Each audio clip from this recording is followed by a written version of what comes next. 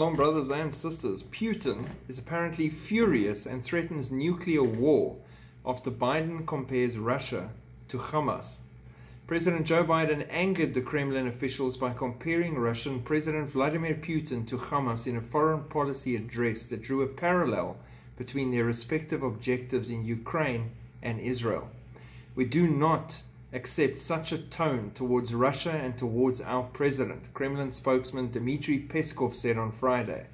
Former President Dmitry Medvedev, whom Biden quoted to make the case that Putin won't limit himself to Ukraine if he perceives NATO as vulnerable, responded with a broadside against American support for Ukraine and Israel, which he implied would lead to nuclear war. Biden called money that should be spent on the death of other people far from the United States a smart investment.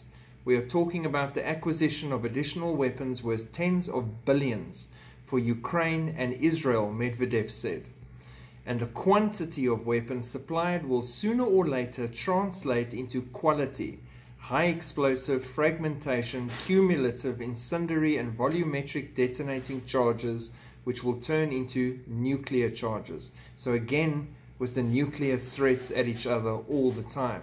And this is building to a head, and at this stage of the game, with what's happening in the Middle East, we'll probably see Israel start the whole ball rolling when they go for Damascus to make a point.